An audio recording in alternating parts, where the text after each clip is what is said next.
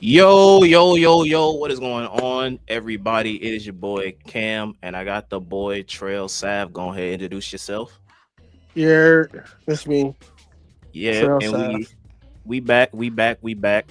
So definitely, I know we said we gonna be starting to be a lot more consistent, and we weren't, but we definitely are now. We got everything kind of lined up, situated, everything handled in the back end.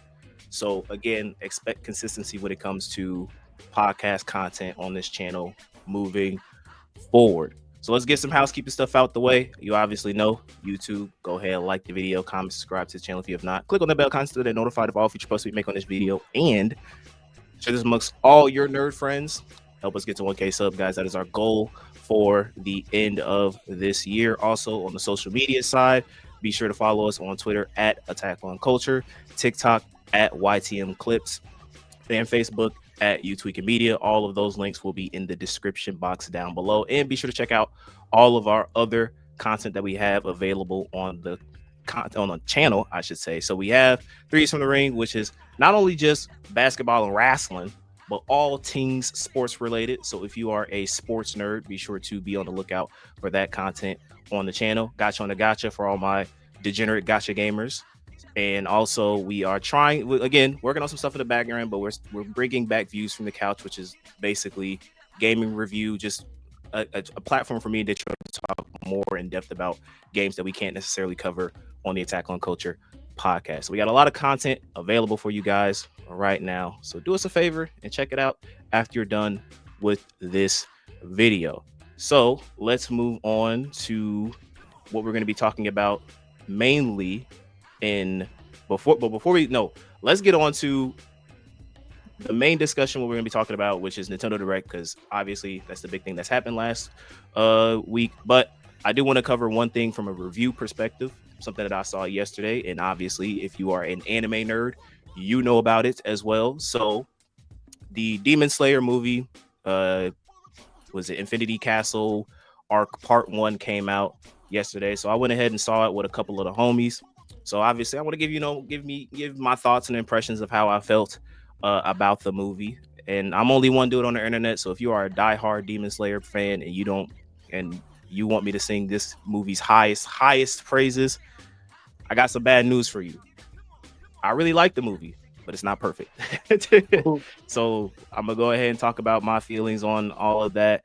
But I do want to set some preferences, some disclaimers, and things of that nature. So I went and saw this movie in dub.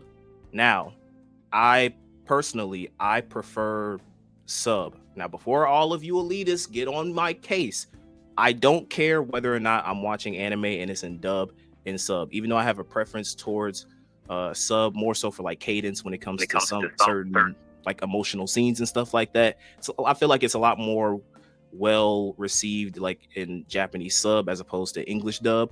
However, I don't care. Like my favorite anime of the last season was in Lazarus. That was on HBO Max and it was only available in dub, English dub. And I wasn't like, "Oh my god, it's not in sub. This anime sucks." So I just want to know, I just want you to preference that because I will talk about certain scenes in the movie kind of made me laugh when it was supposed to make me feel emotional. And I think it's just because of again, I am not used to Demon Slayer dub.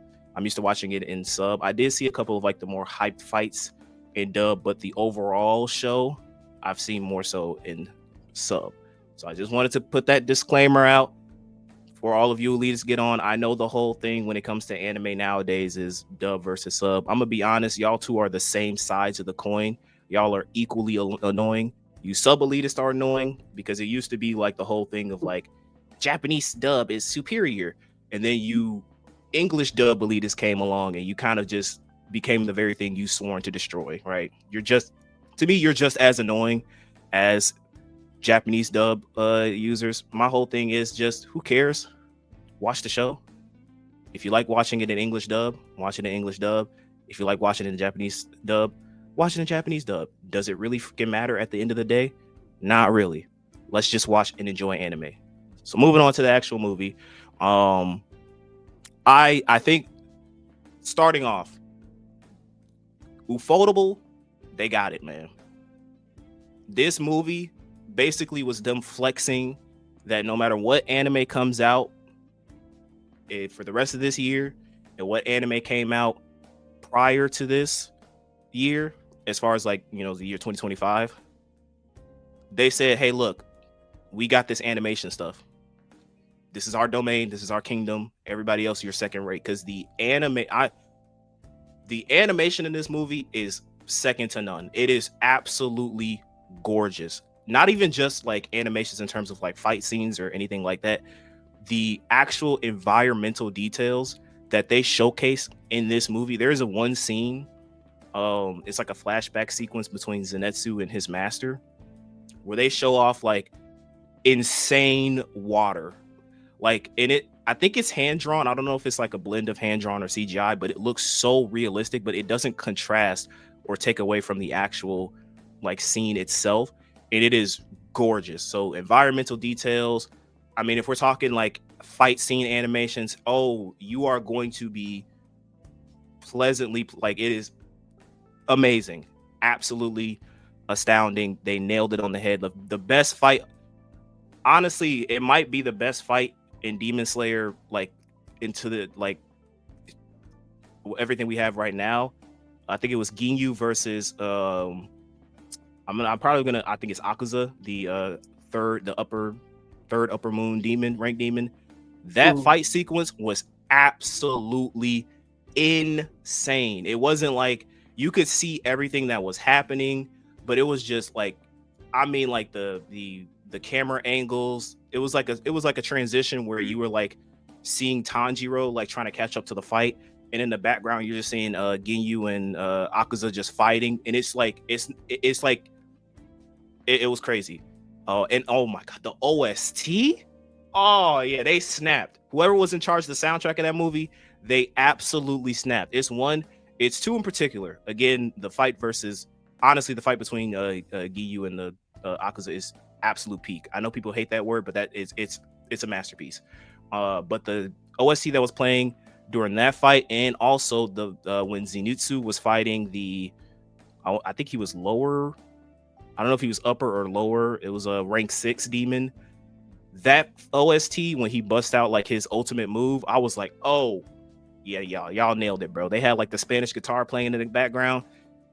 Really, really great. So all in all, like from just a presentation standpoint, this movie packs it out the park, right? As far as the actual story and plot of the movie, obviously, if you've read the manga, you know what's happening. If you've read the anime, you know what's happening. They've all been transferred into the Infinity Castle, and the goal is to still, you know, kill Muzan before, you know, Muzan kills them. Because at this point, they're at the end game. This is, you know, the highly, you know, anticipated final battle between the Demon Slayer Corps and the demons themselves. So with all that out the way, I do want to address one thing about this movie. I know a lot of people are probably gonna be mad at me about this. It's a lot of frauds in this series, bro. Starting off with number one, Shinobu, who I think that's the insect slayer Hashira. Absolute fraud. I'm sorry. I think she lost so much respect for me in this movie. So spoiler alerts. Spoilers. If you have not seen the movie yet, click off. If you have not seen the movie yet, click off. Or go ahead. I do have these things like bookmarked as far as like chapters, so you can skip ahead to when we start talking about Nintendo Direct stuff. But she dies in this movie. All right, Shinobu within like the. It was funny because I went with my homie Aiden and Benos. Aiden was like, did she just die in the first 15 minutes of this movie? God. So she encounters the upper rank 2 demon, right? I think his name is like Doma, or I think his name is Doma. She encounters him because Doma is the demon that's responsible for killing her older sister, who used to be the flower Hashira before her. So she encounters him, and I'm thinking she finna be cold, bro. Because again, her biggest moments up until this point is like defeating some lower ranking demons, right? She hasn't really had a lot of big moments in the series. And then obviously, I know some people are gonna come at me. I know that a lot of Hashira have not fought a high ranking, like they have not fought a lot of the high ranking demons yet, right? It's kind of the reason why Rengoku died. and a lot of other stuff because they're really kind of used to fighting lower ranking demons. You know, a lot of them kind of have the fraudulent alert when it comes to fighting upper ranking demons. But up to that point, we got the Mist Hashira and the Love Hashira and also the Sound Hashira. Again, I'm terrible with names, so again, if I don't know their names, I'm sorry, Demon Slayer nerds. They've all defeated upper ranking demons at this point, right? Rengoku had a good stalemate, and I'll get to Rengoku later. A lot of people will be mad at me when I say about what I got to say about that. But he had a stalemate against not a stalemate, but he had a good struggle against the rank 3 upper demon, right? But Shinobu, this is her first time fighting it, and Avi, I'll grant her that she is fighting the second ranking demon, right, out of the entire demon core that Muzan has, right? I can't honor it, man. I'm sorry. She's a fraud. One, because so halfway through the fight, because her whole thing is poison. So she poisons him, and like he's like on the floor going like, you poisoned me, you got me. And then he like immediately adapts to the poison. He's like, oh, do you have any more poisons? Because I actually would love to see, you know, how many poisons you have so I can adapt to them. It cuts to some other stuff that happens in the movie, and then when we cut back, she's tired. She's like clearly struggling. It's hard for her to breathe because his demon blood technique makes it so that like he creates like this cold air around that if you like even breathe some of it in, it's hard to breathe, right? So it's a good counter to basically the Demon Slayer course, which is all about breathing techniques. I'm thinking that she's gonna do something cold, bro. She's talking about she has an inner dialogue talking about like, oh, I'm running out of poisons or whatever. Like he's adapting to all of them. So her idea is to up the dosage and like stab him multiple times. That doesn't work, and he ends up like she basically like does this move where she stabs him multiple times, goes to like the, you know, like the whole thing where like the anime character zooms past the other person and you're supposed to see like all these slashes and stuff. So she does that to him, but he ends up cutting basically. He's like, I cut your lungs, I cut blah blah blah. Like she's basically on her last legs, right? So she has this, you know, as they always do, they have this, you know, backstory where they, you know, reveal their motivations, blah blah blah blah. She gets up and she does one final attack, because the thing is that the thing that she's blaming is the reason why she's not able to beat him is because she's short, and because of her short stature and her short arms, she can't cut a demon's neck, which what? Why the and then the thing is just like, because Beatos was like, yeah, he's like, I'm not gonna lie, that sounds like a skill issue. And then obviously we have a counter to that, because the Mist Hashira is also very short, and he also has short arms, and he packed up an upper rank demon by himself, basically packed them up. We saw it in the anime. So she's blaming all this stuff because her whole shtick is that she can't slash a demon's neck. She like, I guess she like stabs them to like poison them, and then like while they're weakened, maybe she slashes them. But she does her ultimate move where she like, I think it's called like something like some insect breathing centipede something, where she's like going, and it's a great sequence, by the way, brilliantly animated.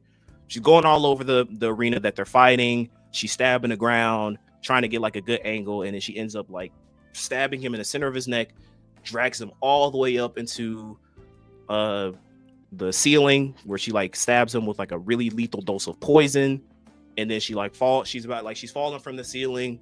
And at this point I'm like, okay, you did something, but I'm just like, you're fighting an upper rank demon, you have to slice his neck off. Like, you're not just stabbing him isn't going to do anything. Then he immediately recovers, and he is a rage bait demon. Honestly, if whenever the clips of these movies start to come out, you know, allegedly or legally, I highly recommend you look up the scene with her and Doma, because he like grabs her from the ceiling, pulls her up, and like hugs her, and he goes like, you tried so hard. Oh my god, that attack was so amazing. Even though you're weaker than your sister, and it ultimately did nothing to me in the end, you tried so hard. Well done. I'm so proud of you. And then her student comes in, Kanan, who's the other girl. If you remember in the series, she's like the other girl that doesn't really talk a lot. She was there when Tanjiro and Zenitsu and Inosuke were like training to refine their breathing techniques, and they're playing that one game of cup. She comes into the room. Her master like gives her a hand signal basically to like stay away from him because he's like super powerful, and then he crushes her, like he hugs her and crushes her, and Shinobu's dead, right? Goes into the ground, and like the student is really pissed off. She's about to do an attack, but before she's able to do an attack, Doma is like absorbing Shinobu into him, like to basically eat her. And so does that, and then like they have these crows flying throughout the Infinity Castle because they're like mapping out like where everything is, because they're trying to find Muzan, because if Muzan is able to restore himself, it's GG's, they're dead, right? And then the crows are also like relaying things that are happening throughout the castle. So all the crows are like, yeah, Shinobu's dead. She dead. Just, hopefully you guys aren't, everybody else is still alive. Obviously Tanjiro and everybody else are reacting to it, they're sad and stuff like that. I'm honestly like, yeah, you're a fraud. Because it's just like you're fighting a rank 2 demon and you suck. I mean, I get it, it's the rank 2 demon, but like prior to this, you're Hashira, and prior to this, your only like feats or things that we've seen in the show is like you like packing up some low ranking demons. Like anybody can do that, and like it wasn't even like a Rengoku situation where it was like a clear, like they were fighting their hearts out. She got diffed, like he was playing with her, like it was a joke. So Shinobu's a fraud. Moving on to my second fraudulent list, a lot of people are gonna get mad at me about this. Rengoku, you're up. You a fraud too, my boy. Because Ginyu, oh my lord, Ginyu's my goat, bro. The Rada Hashira is easily my favorite character in the show. So I'll talk about this and I'll kind of wrap up my thoughts because I don't want to talk too long about this, but it's something that recently happened. I know a lot of people in the anime community are talking about it, so I want to talk about it too, right? Ginyu, it's Ginyu and Tanjiro versus Akuza, who is the demon that killed Rengoku, right? So essentially it kind of starts off with like Tanjiro, he's holding his own, like obviously he's been training, he's improving his techniques, he has the Hinokami Kagura and all this other stuff, but it's mostly Ginyu kind of like protecting Tanjiro and kind of like carrying the fight.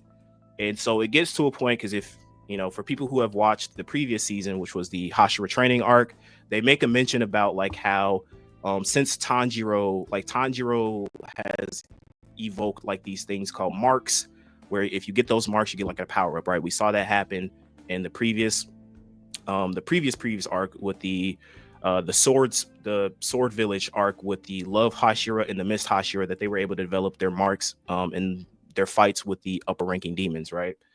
So in the midst of that fight, Ginyu's like because he's very calm and collected, but like he's like, you're pissing me off. I'm starting to get mad, and now I'm getting all these emotions are making me stronger. He gets his mark, and that's when the fight just. This is when the animators like pop a couple perks, and they're in the studio late night and showing off what they can do when they want to go home. Because it was just great, fantastic choreography, amazing OST, amazing visuals. The highlight of the movie, in my opinion, was the fight between Akuza and Ginyu. And then after that, essentially, and this is where my biggest problem comes with just watching it in dub, is just like, so they find out that Akuza is able to like sense things. And I'm not kidding you. This is word for word. He's able to sense things through people's fighting spirits. And it's just the stupidest sounding thing I've heard in the movie. I'm sorry. It's dumb. It's like he's able to sense our fighting spirits and counter us. So Tanjiro has this convenient. This is another thing that I didn't really like about the movie. And I can understand it because it happens in the manga, but this is the issue that you run when you're not having episodic releases versus a theatrical release, is that there were way too many times we're talking about in the middle of the fight, or where a character is talking, where they just flashback. There was like way too many flashbacks in this movie. Like it was like, my dead sister flashback. I must know how to counter fighting spirit flashback. It's just too much for me. with Zenitsu and like my master flashback, right? So he has a flashback of this time where his father, there was like this bear that was terrorizing the mountain neighbors and whatever. They set up these bells to basically warn like when the bear is coming to attack them. His father takes Tanjiro. He's like, hey, come with me. They come, they're walking in this mountain. They encounter the bear, and he's like, hey, the Tanjiro's father tells the bear like, listen, bro, I don't want to kill you, but if you cross that line, I will kill you because I have to protect my family. But he's like he's calm. He's not showing any intent to kill. The bear steps over the line and he instantly decapitates his neck, right? It's a cool sequence. And then he tells Tanjiro like, hey, one of these days, you're going to have to learn how to kill, or, you're going to have to learn how to kill something without showing any intent to kill, like a calmness. So Tanjiro develops that state and he ends up cutting Akuza's neck. And everybody in the theater was cheering. We was like, yeah, you know what I'm saying? Put one up for Rengoku. My boy got avenged, right? Turns out he doesn't die. This man's his head is gone, but his neck and his body is still there. And he's like, because Tanjiro faints after this because it took a lot out of him. So walking towards Tanjiro, Ginyu is trying his best because before that, Akuza like basically broke his sword. He's like trying to like stop him. He's not able to do it. And then we get another backstory. And this basically takes up basically like the majority of the movie, right? Is Akuza's backstory into how he became a demon. Now, granted, I will admit this was really good. If it's one thing Demon Slayer knows how to do well, it definitely knows how to make you feel empathy towards the villain. Because honestly, his backstory gave him a lot of valid crash outs. So I won't go too deep into the backstory. Basically, he was like his dad was sick. He like tried to steal money to get medication for him. He often got like lashed and stuff from the magistrate, and he got these like marks on his arm. That's what his like tattoos come from. It's marks on his arm to brand a criminal. And so basically his dad dies one day. He runs into this guy who has this it's called the Soryu Dojo. Once he gets into that dojo, he finds out that he has a sick daughter. Akuza is used to taking care of people, so he takes care of the daughter while the dad goes and does odd jobs to make sure that they can stay alive and whatever. And throughout that, like once they become older, she gets over her sickness. Dad asks him to take over the dojo, and also the daughter wants to marry Akuza because he took care of her for majority of her life, and they develop feelings for each other. He goes off to tell his father at his grave, like, oh, life is going well for me. I'm happy. You know how these things go in anime. Comes home, finds out that a rival dojo, because they're jealous because in the era that they are in, it's all about being a samurai using swords, but they only use fists, and they're able to easily defeat other dojos.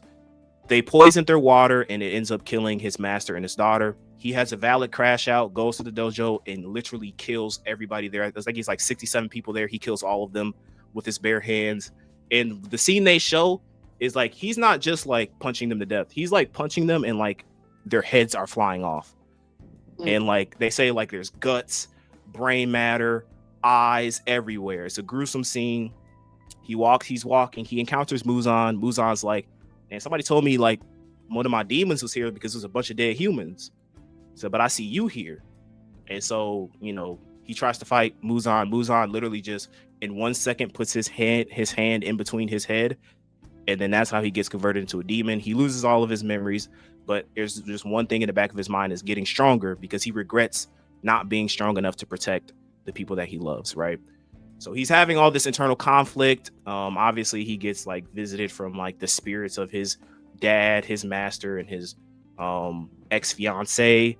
And through that, he finds his solace, and then he passes away. And then the movie ends with basically saying like, Tanjiro and Ginyu have defeated the third upper ranking demon, and that's pretty much it.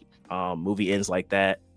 I don't think there was any after credit scenes, and basically now we just have to survive for 2 years because for some reason we got to wait until 2027 for the next movie. So shout out to that. But yeah, all in all, if I were to give this movie a rating, it is a solid 8 out of 10.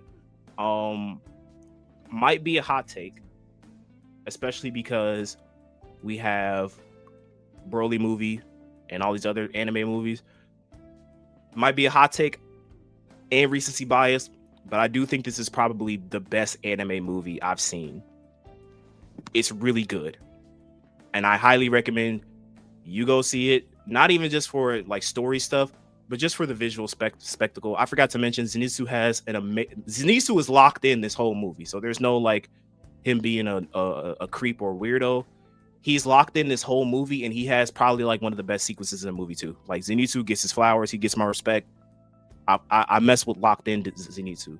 So yeah, all in all, 8 out of 10. Fantastic movie. Ufotable just shows their chops again. They know how to do these things, and I can't wait for the second movie. I kind of wish that it was coming out a little sooner because 2027 is a long time. And honestly, at this point, if you are an anime only watcher Demon Slayer person, unless you have the patience of a saint, I recommend you just read the manga because you're gonna be waiting a long time for this 3-part movie stuff to end. So other than that, I know I've done a lot of yapping in terms of Demon Slayer movie, so we can move on finally to the big thing that happened last week, which is the Nintendo Direct. So I'll let you take over, Daytrail. Tell us the things that we need to be excited and looking forward to. Because there's only one thing on this list that you sent me that I'm interested in. It's the last bullet point, so I can talk about that. Everything else, you talk, and I'll give my thoughts. This was actually a big direct. Nintendo fans don't see it as a big direct, but it was a big direct to me. If people don't know by now, I absolutely love like gaming and gaming as a culture. So even I'm not a big Nintendo guy, but I love to see a bunch of games get released and fan bases get to play iterations of their games. I love when fan bases are happy because it's less complaining on the internet. And when there's less complaining on the internet, oh my God, it's like bliss in this world. So the Nintendo Direct started off really strong. It started off with the Mario Galaxy movie. Um, uh, Kim, you saw the first one. I didn't because I can really care less. Um, I'm excited for it. I initially when I first, especially like the Chris Pratt thing, it kind of rubbed me the wrong way. I'm not gonna lie to you. yeah. But I did come into that movie. I came into the first movie wanting to hate it. I'm gonna be honest with you. I wanted to hate the first movie, but I came out. It's kind of like honestly, because before people say anything, it's the same way I felt about the Sonic movie. I came into the Sonic movie wanting to absolutely hate that thing, but I came out pleasantly surprised. I like the first Mario movie. If I were to give it a rating, it's probably like a 7 or an 8 out of 10. So yeah, I'm definitely looking forward to this movie. It looks really good. I love the Mario Galaxy games. Easily some of the best Mario platformers to date. Aside from our Mario Odyssey, obviously, if we're talking about like just Mario games in general, like encompassing everything that Mario is a part of, the Galaxy games are like definitely pretty much top 5 for me. So looking forward to it. Yeah, I think the Galaxy games was cool too. I'm more of a Mario Sunshine type of guy. Me and 5 other people that love Mario Sunshine, but I love Mario Sunshine too. It's Mario Sunshine is my favorite of like the star collecting games. But in terms of Mario games overall, Galaxy is up there for me. Yeah, definitely. But it's cool. I saw some of the cast that's looking great. Again, like you, Chris Pratt got a lot of bad he got a lot of bad faith with me. So I don't look forward to things that he is in.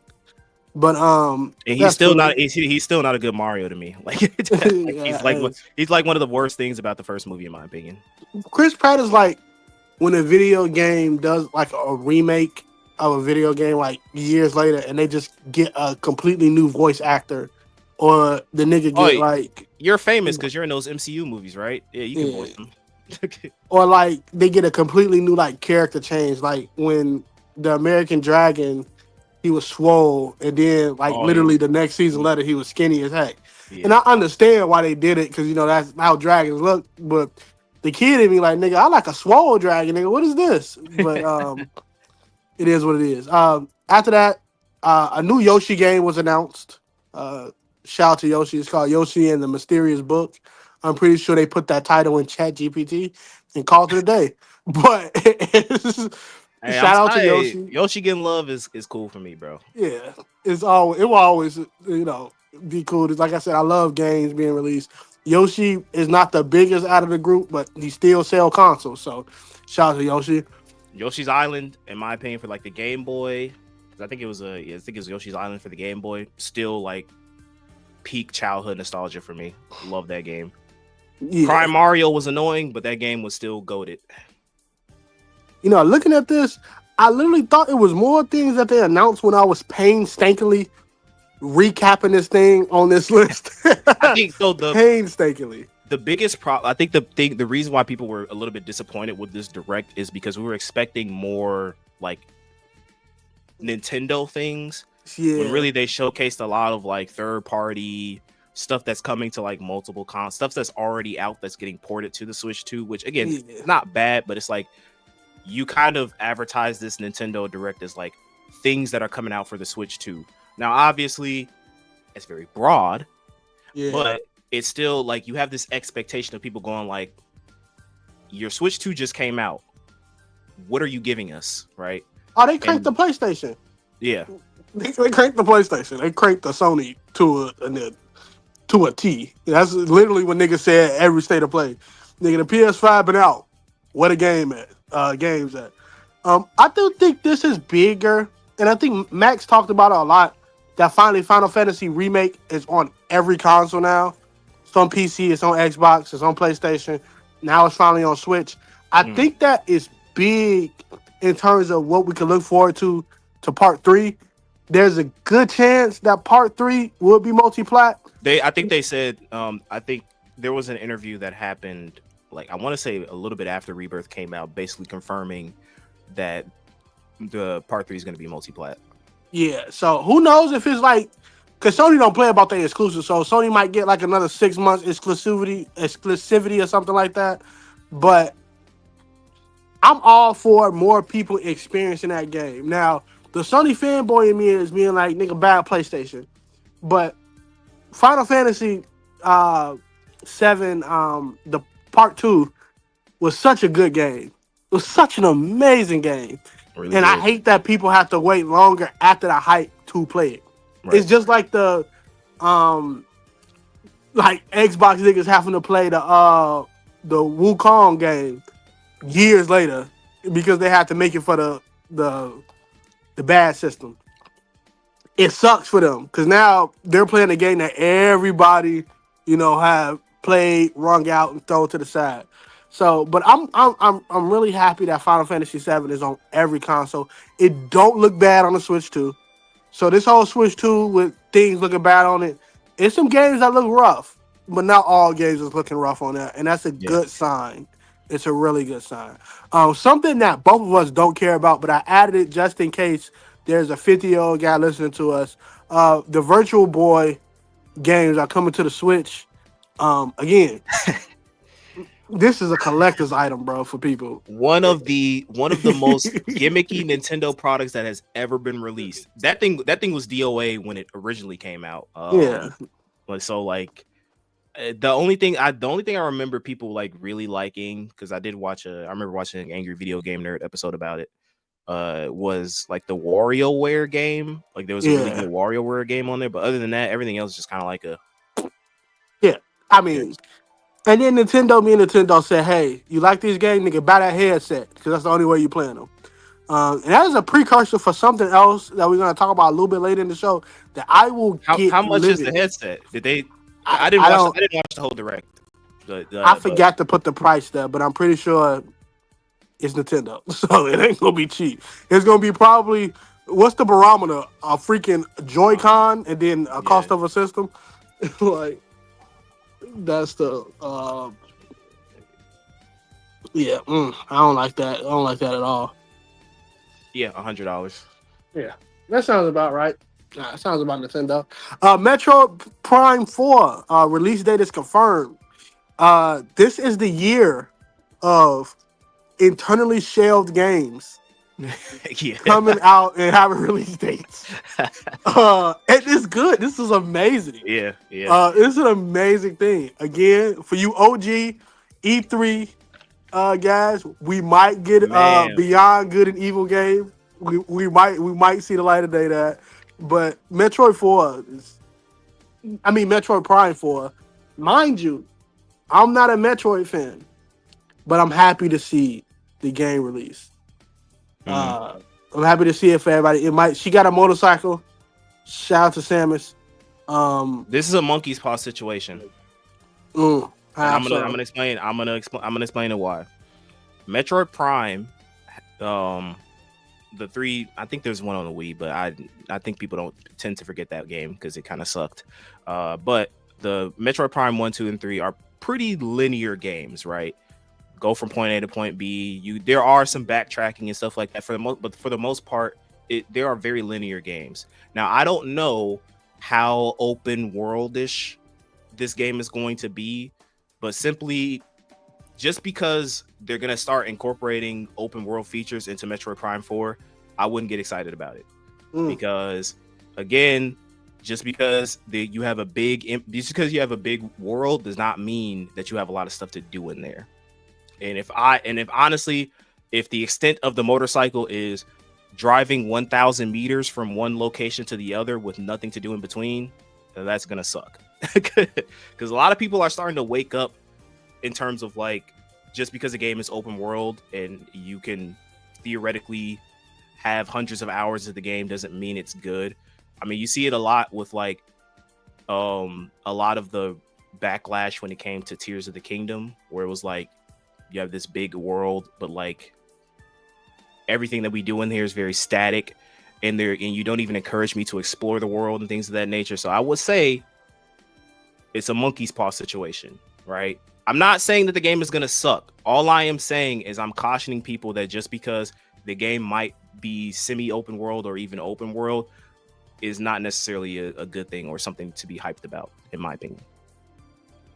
Yeah, I completely agree. Open world games are not where it used to be in terms of you make an open world game, people are happy with the product. Open world games is like certain standards you have to meet, and they're getting higher and higher. So again, good. I hope Metroid Prime 4 do good. Like, and this is the thing, which is crazy. Nintendo rarely let niggas down, and that's a statement to how much they love their games. Cause they rarely let niggas down. In terms of being a scummy business, I can't say. Look, they let No, niggas down all the time, but when it comes to putting them games on, they do what they got to do. right. DK Bonanza DLC available, and it was available, I think, at that moment. When they released it, shout out to that. Again, DK Bonanza is I'll be honest, it looks like that DLC should have been included in the base game. Well, most definitely. I can't give them props for that because I saw because I was originally thinking about getting the DLC, but I saw some like, cause I still haven't beaten the base game yet, so I'm not touching it. But I did see like a little bit of gameplay, and I'm just like, I saw like one of my favorite content creators doing a live stream of it. I'm like, this should have been in the game. Especially because like your game is not even like 6 months old yet, and you've already come out with DLC for it. So that leads me to believe that this was cut content. Yeah. Not to that thing. It definitely was. Not even cut content. Purposely left aside till you get more money later content. And it was like, oh yeah, the game isn't $80, but we can get a little 20-30 ball from them later on. Exactly. Hold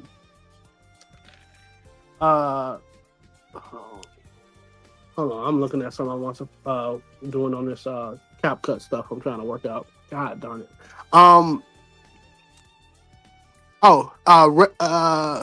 Resident Evil and all of the newer age Resident Evil games. I think I saw one of the remakes too are coming to the Switch in 2026.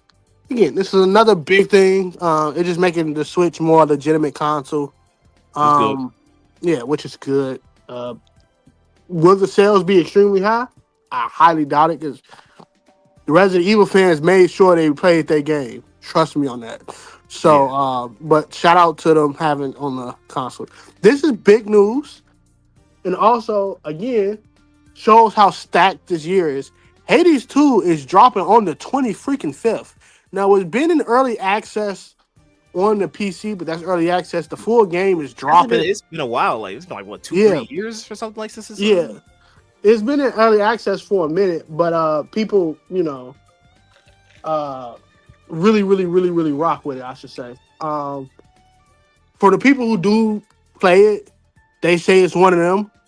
And it might make some people games might get pushed to the side for game of the year. But definitely it would be up there on the indie game of the year awards. It would definitely be up there on the indie side. So Hades 2 is definitely another juggernaut in what great games. Personally, I ain't got a Switch 2 yet, so I won't be touching it. But when it do come to consoles, I'm gonna lock in, see what it's about. The trailer was phenomenal. They did a good job with the trailer. And yeah, Dragon Quest, them niggas at Square in the Dragon Quest division is Go doing ahead. everything. Go ahead. But Push anything news related about 12 for another 3 years. yeah, like they are doing everything but that. I can, it be like that sometimes. But Dragon Quest 7, which is one of the more popular ones, right? Dragon Quest 7 originally came out on the 3DS, I believe.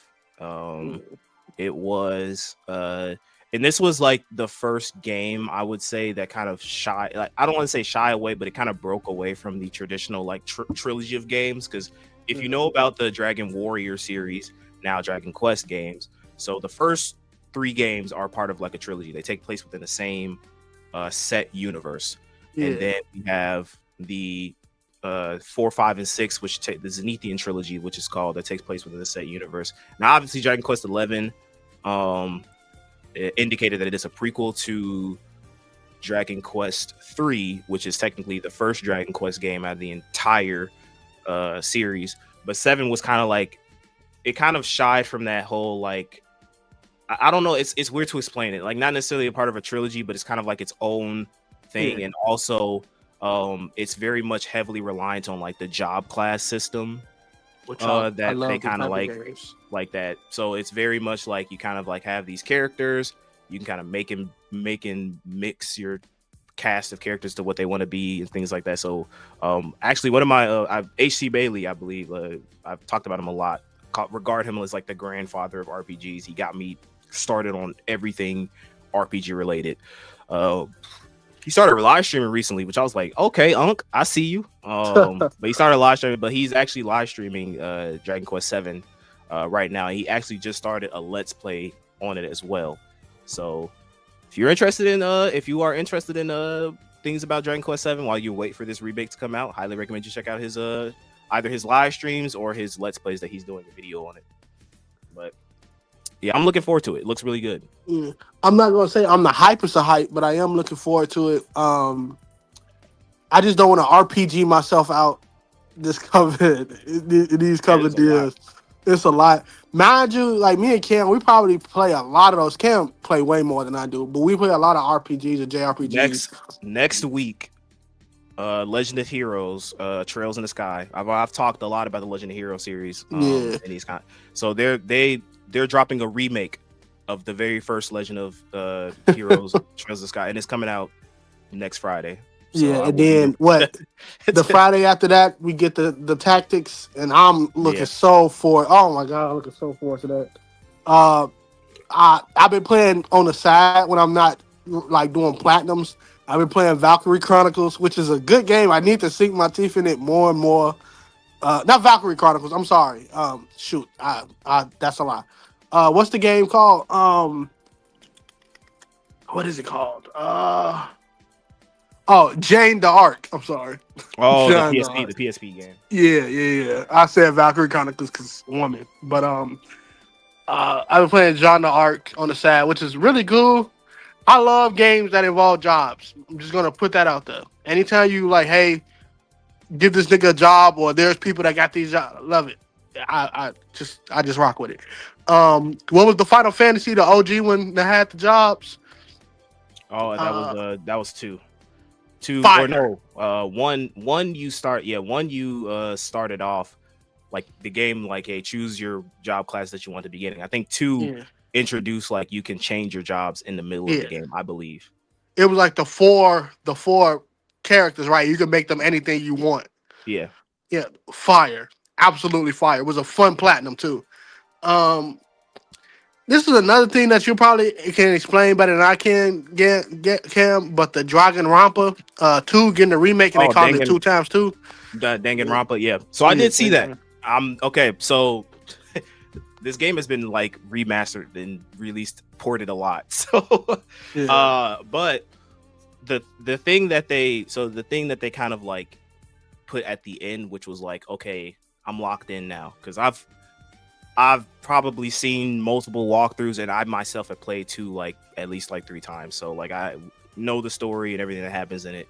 They said that they're introducing a new alternate route within the story where there's going to be new victims and new suspects basically. So I Okay. definitely will be tuned into that because they can do it within the 2 universe because spoiler alert, spoiler alert, spoiler alert. If you've not played 2 yet, skip ahead like 2 minutes. Essentially, the big thing in 2 is that they're all like in the simulation. So like the Yeah. deaths don't matter. So I'm curious to see like who's going to be like murdered. I know that sounds weird.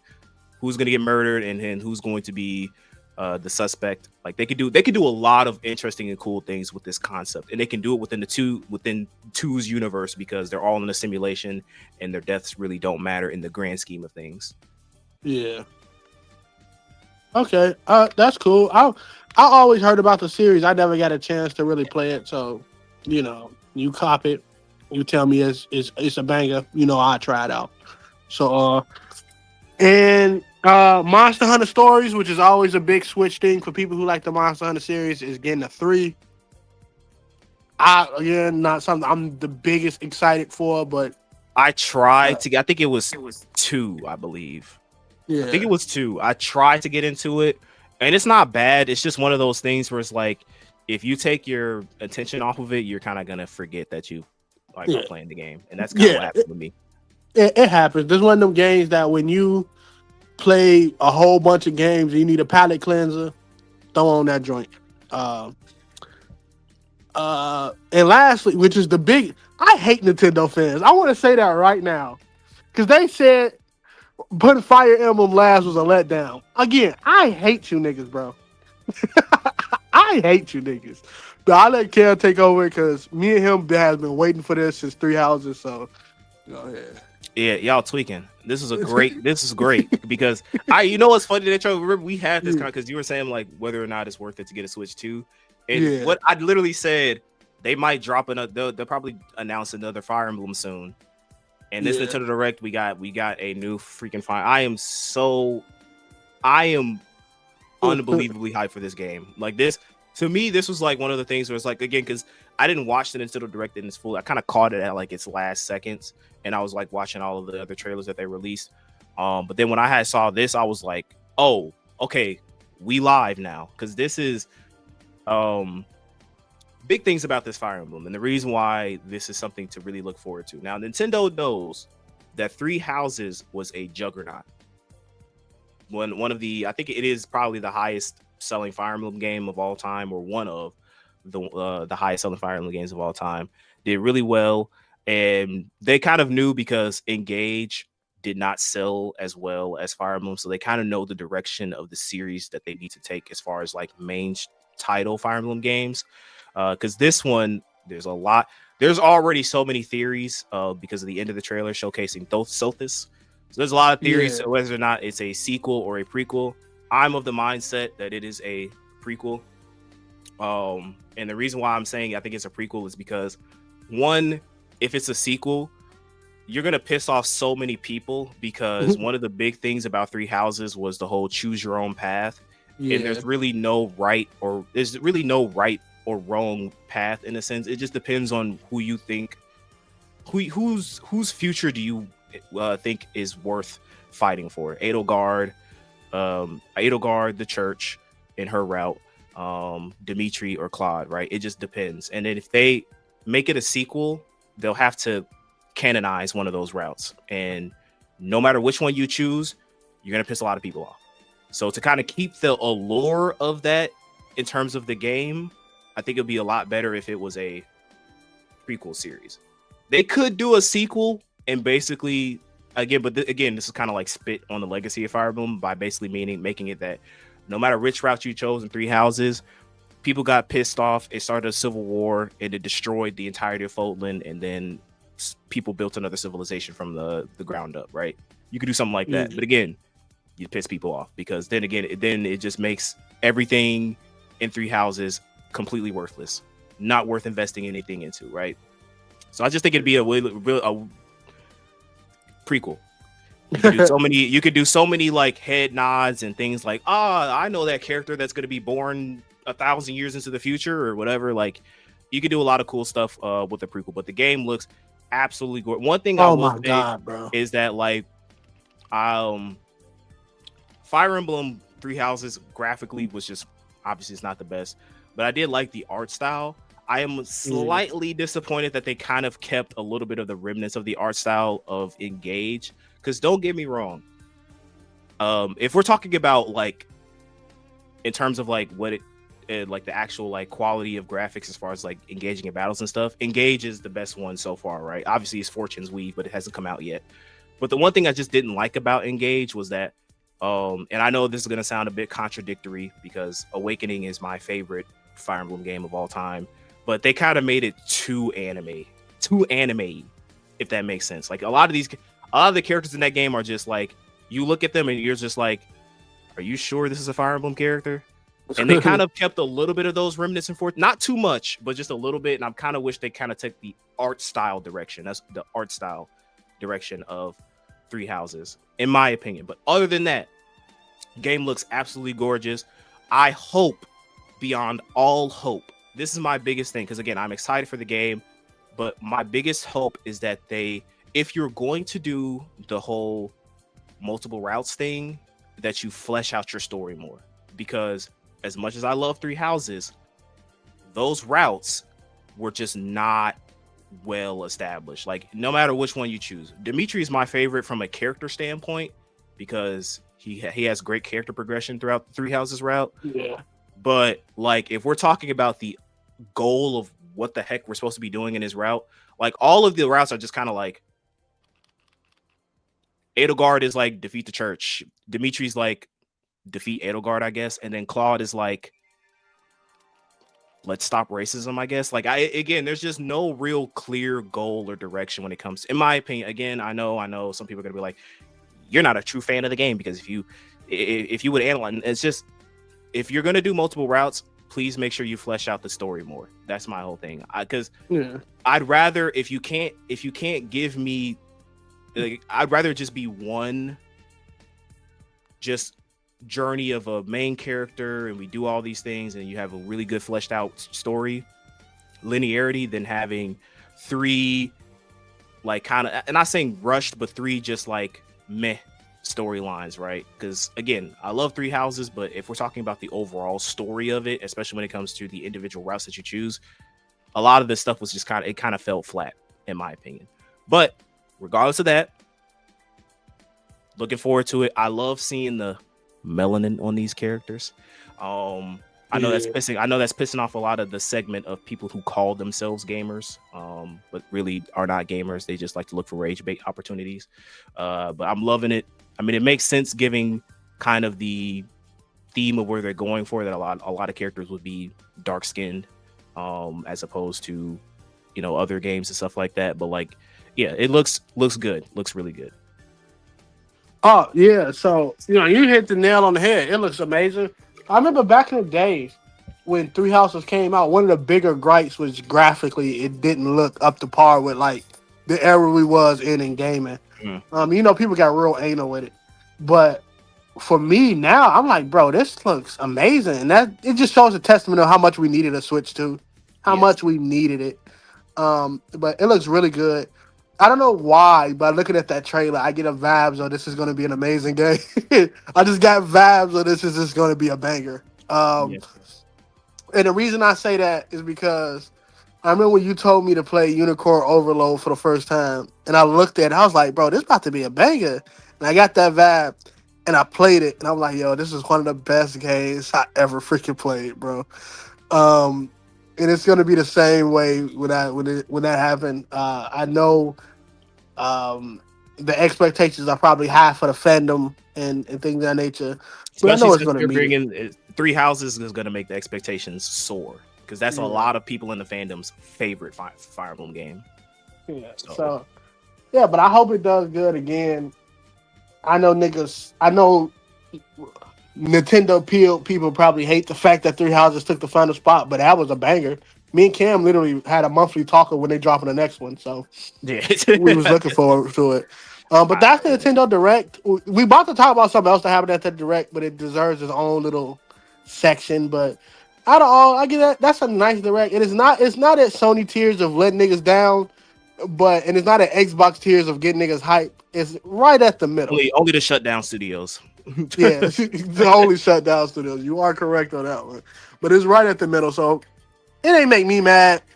Yeah, One, both games is always better, and again, we cranking down towards the end of the year anyway, so a lot of big releases is not going to get talked about or get released until the Game Awards. So, yeah. you know, I think Sony is up next.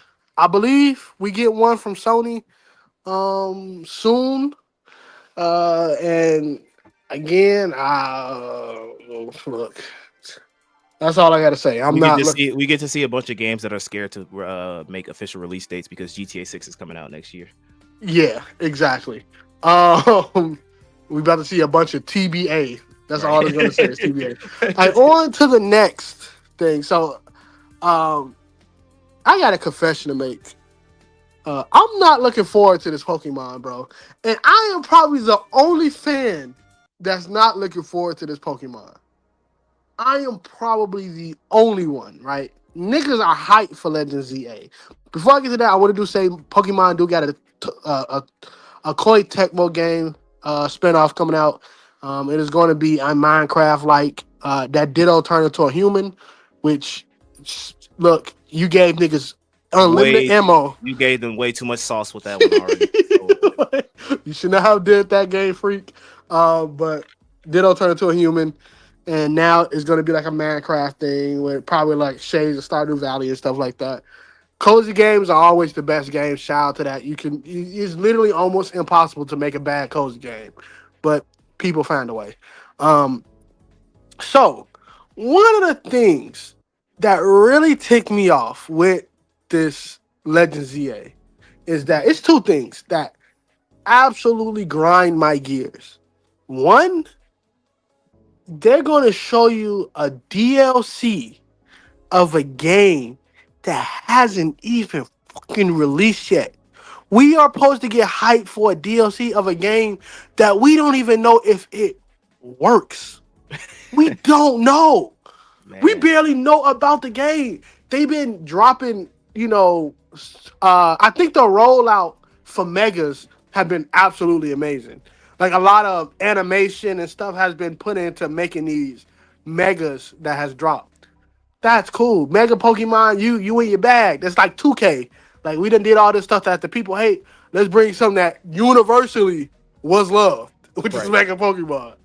Um, I absolutely hate the thought that you are so confident in the fact that so many people are going to buy this game that guess what? We're going to give you a DLC and tell you literally nothing about it, but it's a thing.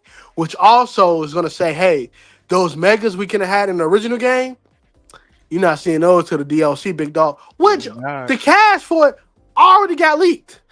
And people are mad. So, like, this is one thing that Nintendo can't, I mean, Game Freak can't do, and that's keep some stuff secret. Because Yeah. it already got leaked. Um, Lastly, another thing that really grind my gears. Pokemon, as much as it is, a lot of people like to battle and do ranked online. That is such a small percentage of the Yeah. When fan base. I saw that, I was like, yeah, no, they tweaking, bro. It's such a small percentage of the fan base, right? Yo, you lock. Yo, Delphox, cool Pokemon. Chestnut, fire Pokemon. You lot Greninja's Mega behind niggas having to play ranked. And it's going to be as separate drops. Look, bro. Look, bro. Hey, I can't.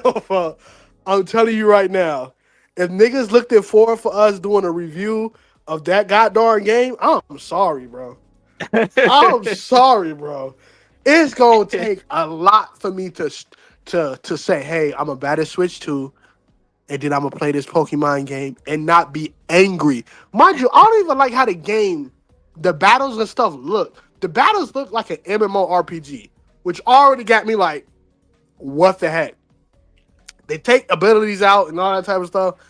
Legends Arceus probably will go down as one of the greatest Pokemon games of all time. Man. They did so much. They made shinies readily available. Shinies don't have any value, so please niggas don't get mad when I say that.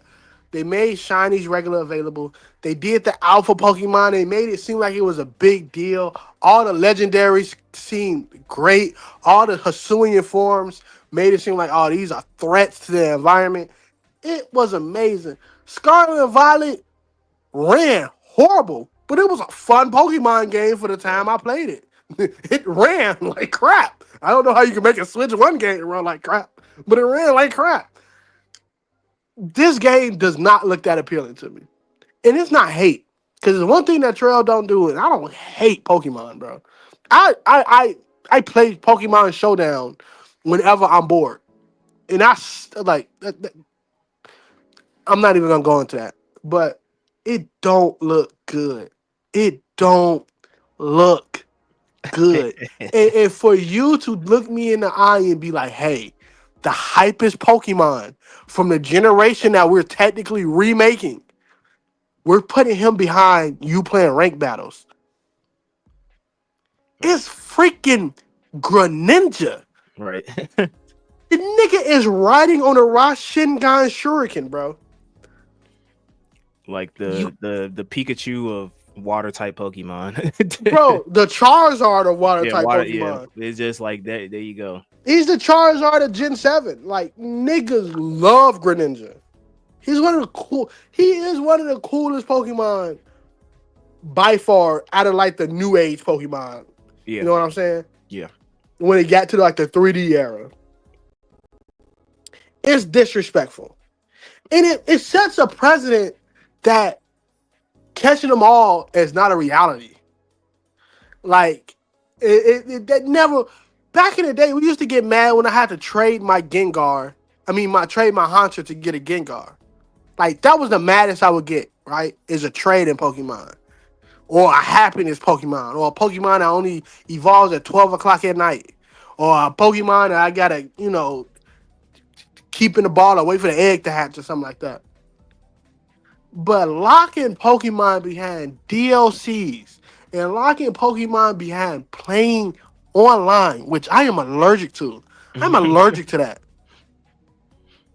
And it goes to show the leaf that Pokemon Sword and Shield created. It opened the floodgates with that damn DLC, dog. It opened the floodgates of Game Freak saying we gon' milk these niggas. And they just gonna have to deal with it. And it's such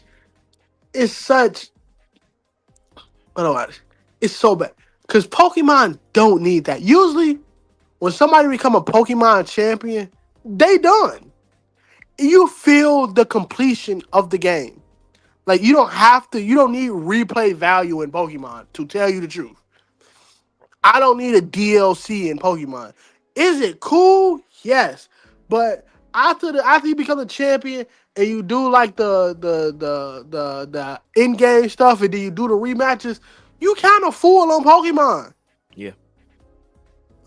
What in the world? Pokemon is one of them games that don't need a DLC. This is not no shooter in which you gotta keep these people interested to play your online game. It's Pokemon. The niggas who gonna battle, them niggas gonna battle. It's just what they do. You know what I mean? And if I saw some of this correctly, and again, this is leaks. You're putting Pokemon that's gonna have mega forms behind a DLC. Niggas might just riot. Everybody just sitting like, nigga, I saw Flygon as the next one of the megas. And that nigga behind DLC, niggas been wanting Mega Flygon since the inceptions of megas.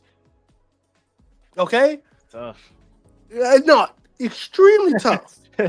Just- Extremely tough. I think it was Flygon, the big one, and it was some more that like toxicity and stuff like that. Like cool. Like they not just making like random mega Pokemon. It's strictly fan service over there, dog. fan favorites, yeah. Yeah, it's strictly like, hey, I remember them said these niggas said they wanted this Pokemon. We gonna make it a mega.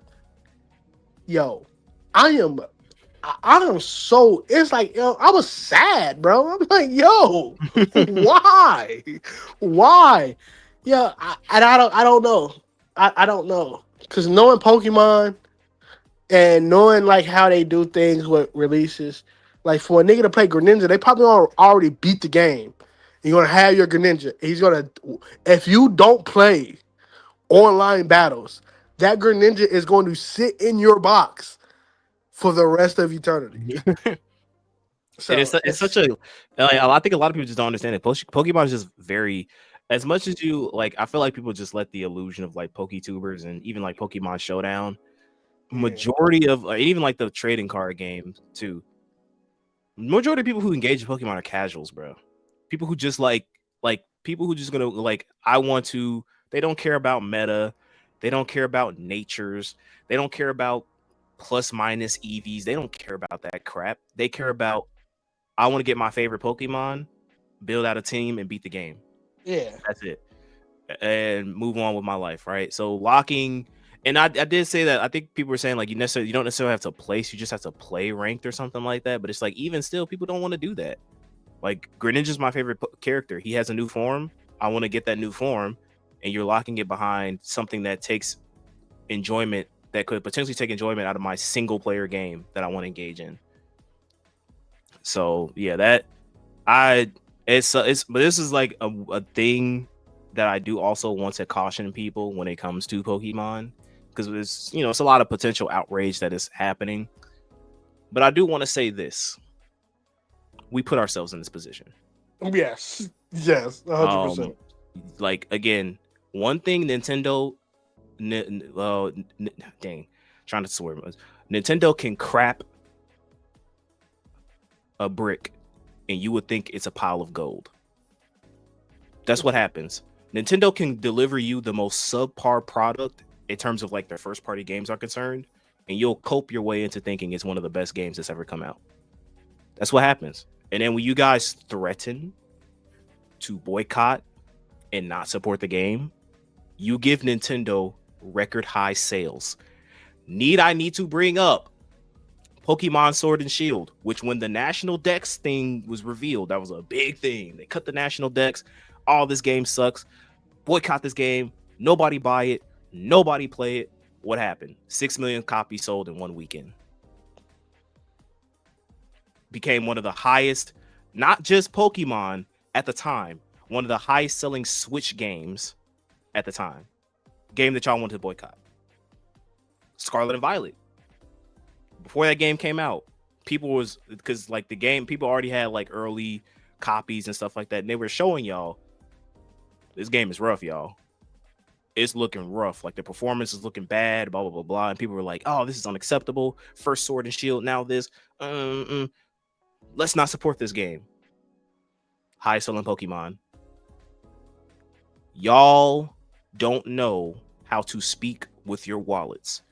So at this point, you've basically told Nintendo, not through your angry Twitter posts, not through your discussions on Discord, not through your 10,000 liked Reddit posts talking about why Nintendo sucks and why Pokemon as a franchise has gone down the ropes. You've told Nintendo through your actions that regardless of what we do to the National Dex, regardless of us locking things behind DLC, regardless of us having bad performance issues, regardless of anything and everything else, you will support our product. So we will continue to double down, triple down, and even make it more so that, yeah, we may be money hungry. We may be greedy. Oh, well, you'll still buy it. So at this point, I ain't got no faith in y'all. even if you guys are complaining on Twitter, outraging and all this other stuff, I have absolutely no faith that y'all won't cave into your FOMO and day one have on your Switch 2 profile that you're playing the new Pokemon game. Because that's the most likely what y'all do. Y'all complain again. This is I coined this phrase, trademarked by me. C2P, complain to play. That's all y'all do. So I'm definitely mad about this stuff. I'm getting the new Pokemon game because I get shades of Legends Arceus, and I need to cope myself into thinking that Game Freak can deliver us a game that comes close to that level of enjoyment that I've had for Pokemon. But yeah, I'm definitely aware of all the problems, but I don't think that Nintendo. I mean, we already have Nintendo, but just Pokemon fans as a fan base, they don't know how to fight for anything. So it's just is what it is. It's gonna get worse before it gets better, in my opinion. Yeah, for sure. Lastly, Nintendo did some. No, Nintendo doing Nintendo things on the patent part. I think you can explain this better than I can. I might jumble it up. So, Yeah, what yeah. exactly did they patent again? So there's two things that so this is the Pokemon Company and Nintendo's patent. So this US patent 12,400 or no 12,409,387 B2 and US patent 12,403,397 B2. So those two patents are basically and revolves around gameplay mechanics. So there's been a lot of discussion about because there's like the language that they use is very broad and can be interpreted, misinterpreted, and I think they did that on purpose. But essentially, so the first thing, so this came out first. Like this is back kind of like during the height of like the Power World situation. When they were trying to like, and the reason why Power World had to come up with that one update, and this involves like riding, like riding your summon or your Pokemon or whatever, your pal empowered, right? So essentially, what it was is you press an input during a prompt, so you are now riding an object to aid you in crossing a terrain that is not deemed normal ground. So Nintendo or Pokemon, so that mechanic is theirs. They own that mechanic. Which is why Power World had to have that one update where I think they removed that feature and they like changed it to something else. And so the other one, this is the big thing that happened last week, is regards to summoning. Now there's a lot of things because again the language is so broad. So there was one person I heard that came out and said like it refers to summoning something and it like automatically battles for you. So similar to the Scarlet and Violet mechanic where you summon your Pokemon, you press a button, it like automatically it'll like defeat like lower level Pokemon for you, and you'll automatically get the experience and the items and stuff like that. So people were saying that they patented that. However, again, the language is very broad. So I did link and I could potentially link this Reddit post because it explains a lot more of it, and it also shows a screenshot of what the patent is. But essentially, so it could be where it is the way the language is simply when you run into a battle via a movement input, the screen changes focus into a battle scene and you summon an object to fight on your behalf, where a menu can appear, kind of similar to Pokemon. Now it also does include the auto battle, but it could not be, it could be either or it could be both. Again, the language is very abstract, and I think they did that on purpose so that they could argue for because a lot of people were saying like, oh well, there goes Persona. because if it's not talking about the auto battle, because Persona is all manual. Yes, you summon something, but you had to use manual inputs to do stuff. Your Persona doesn't, you automatically start the battle. Your Persona comes out and like immediately one shots the enemy. You have to manually do that. But if it's using the language of like anything where you interact with a summonable object via a menu, that could affect Persona as well. So again, it's right now we kind of it's a lot of discussions happening and it's very abstract, but the point is that the reason why this is coming is that there should never ever be a case where any game company ever patents a gameplay mechanic. That is stupid. It should be against the law, because you are ruining so much future creativity. Can you imagine if From Software said, hey, if your game involves any mechanic where you rest up at some place, you refill your healing items, and you also reset the enemy layout, that you can't make that game? You wouldn't have games like what just came out this year with Kazan, or also another game that people regard as another one of the best Souls-like slash Soulsborne games, Lies of P. You wouldn't have those games if you could patent gameplay, right? You also have the example with Warner Brothers patenting the Nemesis system. And a lot of people were looking forward to the Wonder Woman game because that was going to implement the Nemesis system. And what happened? Got canceled. But could you imagine if there was another studio that had a really great game idea to utilize something similar to a Nemesis system? Well, we'll never have that because Warner Brothers owns that. Another thing would be like, imagine the very first game that implemented the save feature. And they were just like, hey, you can't say, like, if you have a game that you're able to at any point save your progress and load it up and start where you were, you can't make. Can you imagine the state of gaming today if somebody was like, yeah, patent that feature?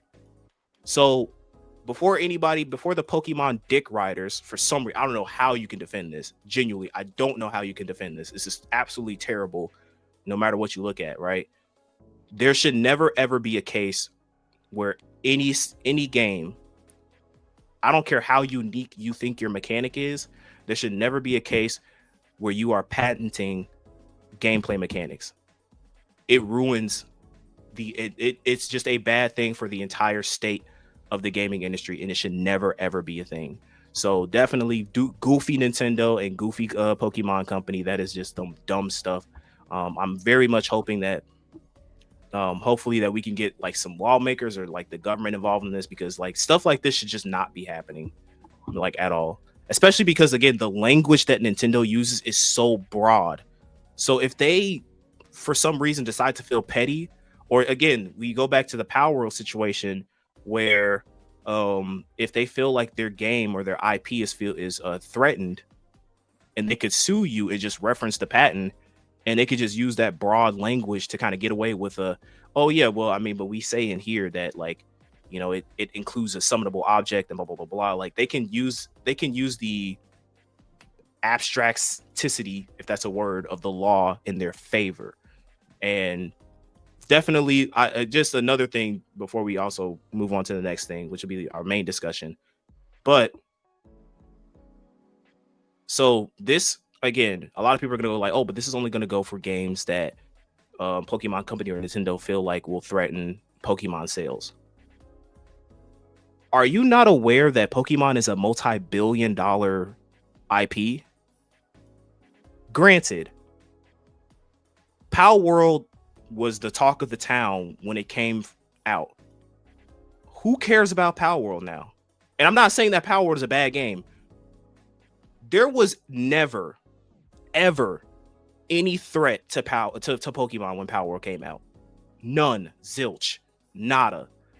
Why? Because they have animes, they have trading cards, they have memorabilia, they have games coming out. Pokemon, there was no threat to their profit margin when Power World came out. Never has, never will be. So if something like Power World can, quote unquote, scare Nintendo in Pokemon Company and go like, we feel like it's threatening our IP, or think like it's threatening our sales. Again, can you imagine how petty they can be? And we know how petty Nintendo is. There is a guy named Bowser who was an average Joe that was selling ISOs of pirated Nintendo games, and Nintendo sued that man for $14 million, to the point where every single paycheck that he gets for the rest of his life, a percentage of that is going directly to Nintendo. And he's not a rich guy or anything. He's an average Joe. We know how petty Nintendo is. Yep. So just think, like, when it comes to anything, future indie games or anything like that even try to cross that line or attempt to cross that line, how petty do you think Nintendo could be in suing that company or suing that person for all they're worth and getting away with it? Yep. This is not good for the industry at all. And I hope, beyond all hope, that we can get this stuff addressed to the proper people in the government when it comes to making decisions in the law, and we can just make something that just is absolutely illegal for game companies to do this. Because Nintendo, we know how scummy Nintendo is. This is just not a good look for us. So that's all I want to say. You got anything to add, Detro, now that I gave you some context? Yeah, I just got one small thing. I think you summed it up perfectly, especially with the part of it being, a slippery slope. And, a lot of stuff was going to end in courtrooms, which is never good. But I want to say this. It's a thing that people have said when it comes to competition that has never came true. And when it comes to, especially in business, and they say competition, make people work harder. No, competition make niggas sue. Right. Like in this aspect, that niggas sue. Niggas in Nintendo not working harder to make Pokemon a better game. Just suing. And I say that jokingly, but like it's true. These niggas not doing anything different with Pokemon other than the fact that it's not just a turn base like it used to be. Pal World, as great as the game is, you're right. It ain't groundbreaking. We're not about to lose. Doing anything to Pokemon. Yeah, it wasn't going to do anything to Pokemon. People on the internet called it a such and such, but niggas know Pokemon is a juggernaut. Just like there will never be a COD killer. Just like there will never be true 2K competition. Like, these niggas, what? The only competition Nintendo has with Nintendo is the records it beat previously. Right. And the records that need to be beaten. So, again, I hope that people don't get scared to make Pocket Pal games and stuff like that, and people get real creative. Also, if them niggas come from my darling persona, they gonna have to see me, bro. I'm gonna have to get involved. I don't want to have to get involved. So I want to stay out of it. I want to stay, in my lane. I don't want to have to get Nintendo. Don't want to have to see me. I ain't scared of them. So yeah, but that's really just it for me. All right. So yeah, let us know in terms of all of the things we went over as far as Nintendo Direct, Pokemon news, even Demon Slayer stuff that I forgot to bring up. Let us know, your thoughts about all that stuff in the comment sections below. And so we got real quick. I don't want to rush this main discussion at all. We can save it. We can't save it. No, you can't say this. But so there's two games. So Detroit kind of alluded to this earlier. So two games have came out recently. These were games that were like long in development and had like very, very hyped releases. And so I want to bring this because I know a lot of people you're looking at the thing at the bottom, you're going Lost Souls Aside versus Silksong. What do you mean by that? It's not what you think it means as far as like which game is better. It more so there's a discussion behind these two games that I kind of wanted to bring up to the pod, give my thoughts about it. Detroit gives his thoughts about it, and let us know your thoughts about this as well. So these games, again, Lost Souls Aside. Now I was extremely hyped for this game. If you don't know, this started off as an indie game that was developed by one person, and this was kind of a fan project that spawned from Final Fantasy 15, right? Which is why, like, if you see the game, the main character looks very similar to Noctis, because that's kind of like the inspiration for the game. But it was also like, it was like a Devil May Cry, hack and slash type of game where like you can string up these cool looking combos and do some really cool things, right? That's kind of how the game was promoted. Like, if you see a lot of the early game trailers of Lost Souls Aside, it was something that like, it like at the time, because like I was a high schooler when this came out, so I was like, oh yeah, this is looking like one of them ones. And later on got picked up by PlayStation when they were doing this big thing where they were starting to give like a lot of, like, they kind of developed, I think it was called like Project Hero, where they were like investing in a lot of these like indie Chinese developers and things like that's kind of like how Wukong became a thing because of the Project Hero or whatever they PlayStation initiative was.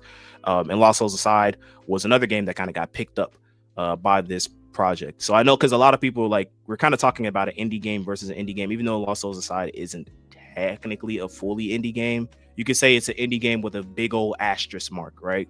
But essentially, that game was a game that was long in development. A lot of people were looking forward to it. Came out this year, in crickets. Detroit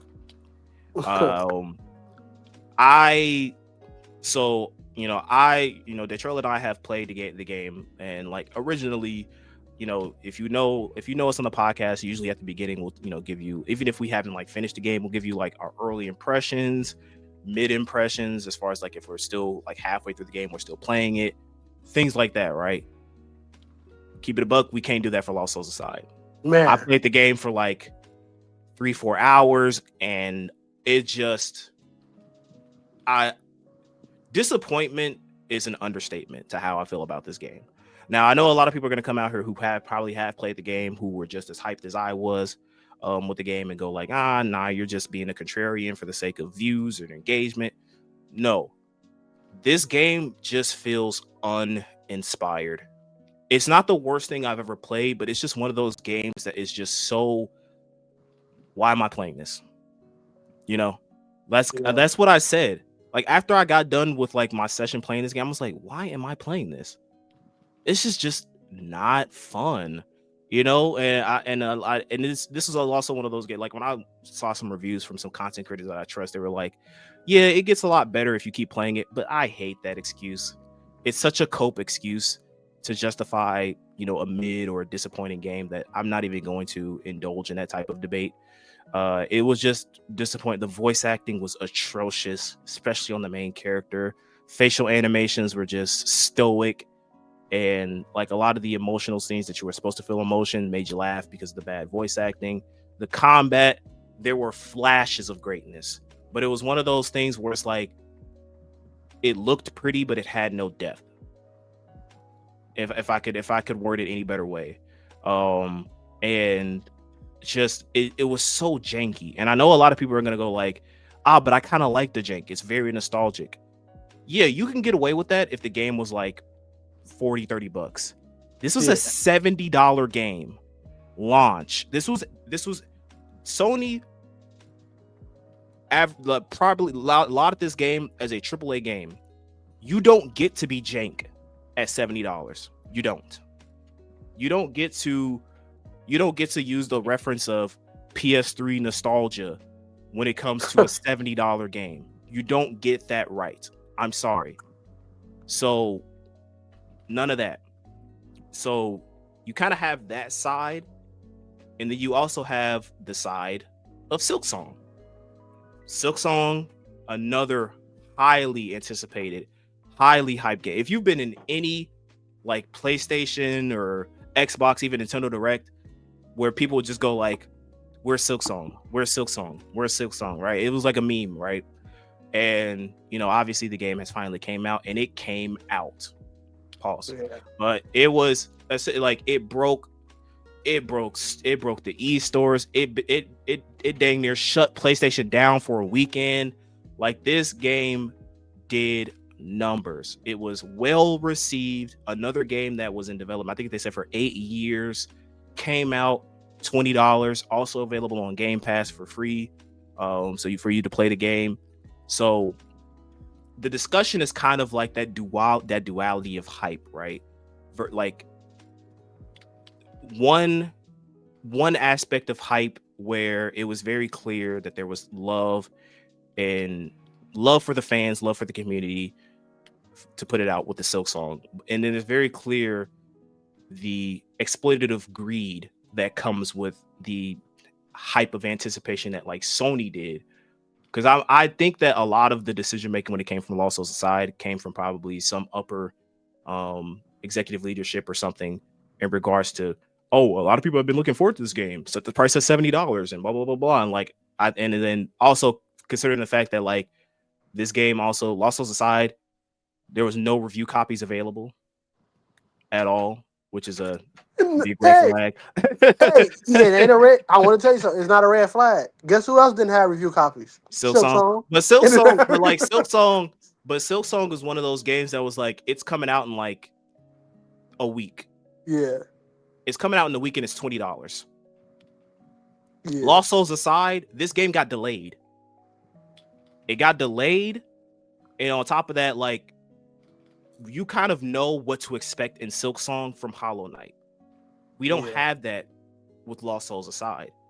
So it would make a lot more sense for a game like Lost Souls aside to get a review copy as opposed to Silksong, right?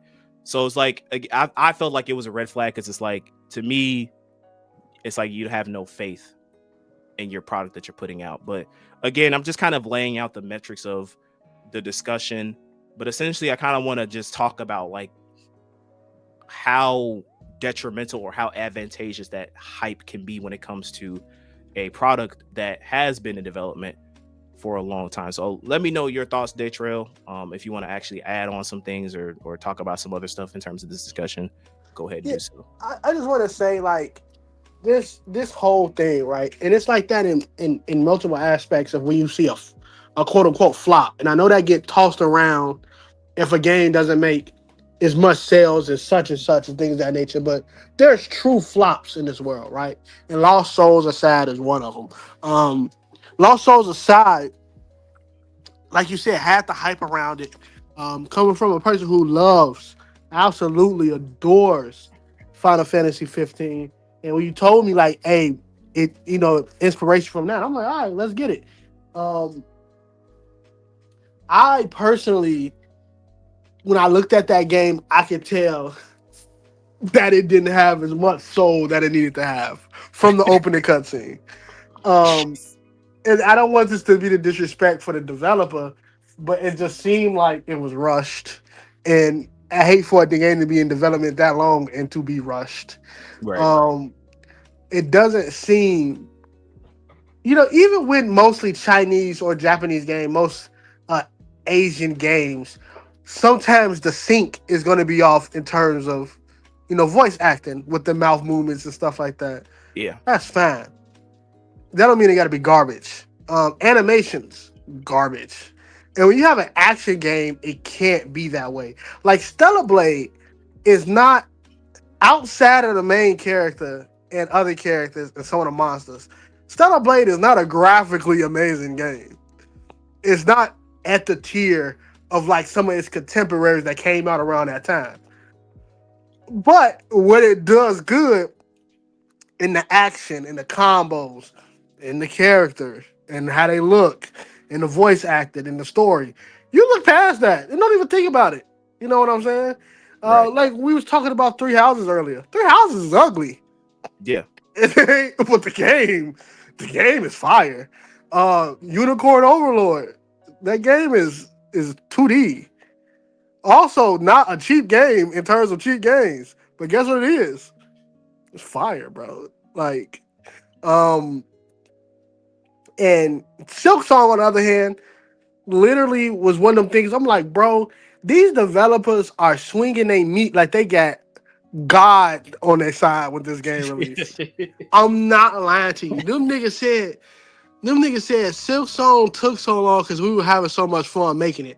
I'm like, you can't be that cocky, bro. I'm like, I read between the lines, bro. That's them showing like, yeah, we got one of these, bro. Yeah, yeah.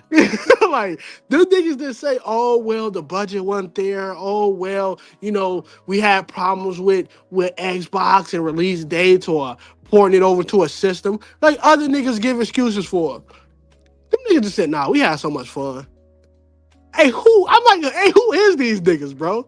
And they put out a banger. And you can't look at it and be like, oh man. Gee, the out of Silksong fans. So when it comes to reviews of like people who playing Silksong for the first time, you kind of gotta take those with a grain of salt because a lot of people who saw the hype probably never played a Metroidvania game before. Me and Cam both know, like, hey, that's not our stilo. Not my cup of. So, I see why. Again, we're not saying Silksong or Hollow Knight is bad. It's just those not my type of game. yeah, not mine either. Especially the backtracking part. I will literally cry if I have to do all that backtracking. But I saw Silksong fans, and I do a lot of like I go to I see a lot of fans and what they talk about, and go to like Reddit pages and stuff like that to see the general gist of how people feel. And the big thing that came out of the thing that people don't like is the way the character like does the jump attack. That's the biggest gripe people have with the game. That's it. Other than that, they say it is an amazing sequel. And Lost Souls aside, can't even scratch It can't. okay game.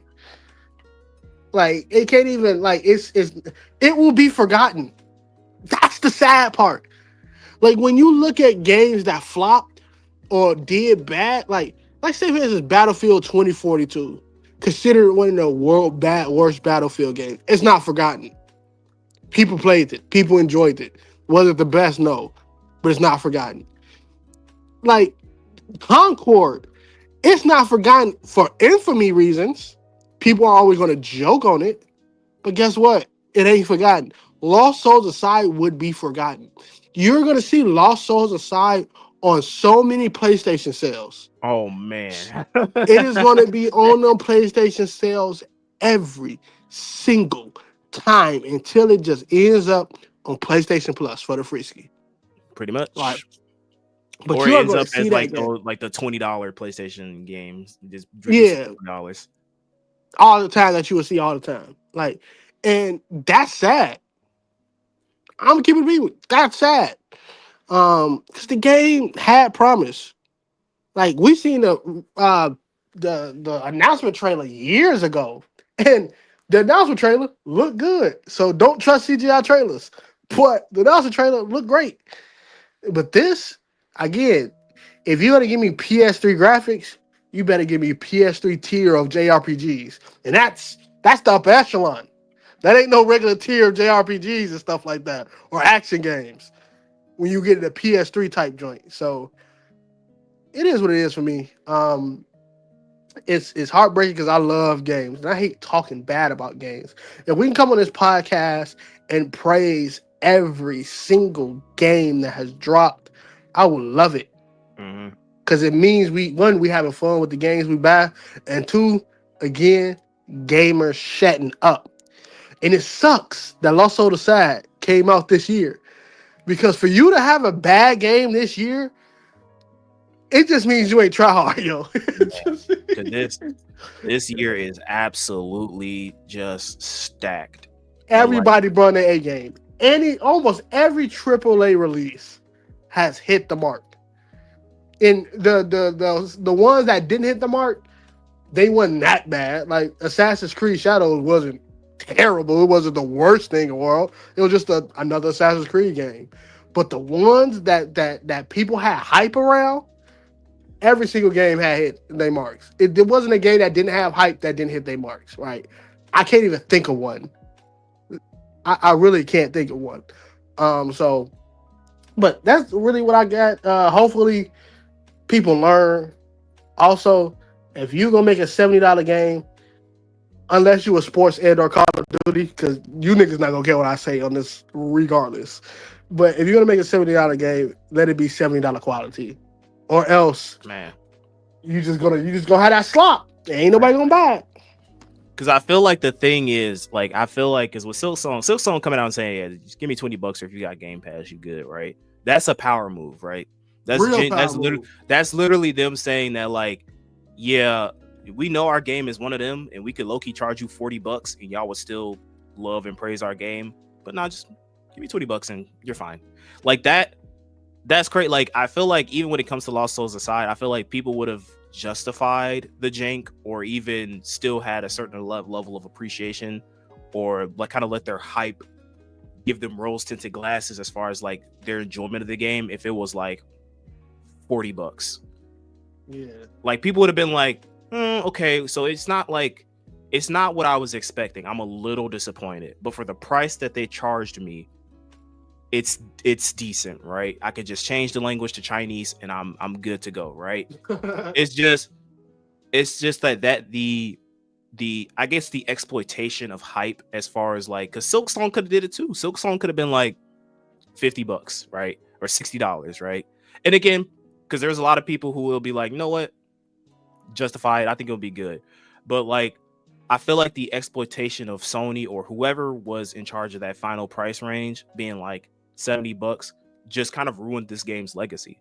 This will be a game that when Daytrell and I one day sit through and go through our library of all the games in PlayStation, we'll go past this game, we'll go like, oh yeah, this game. When did the game come out? 2025. And then we'll remember how great 2025 was, and we'll laugh. Yep.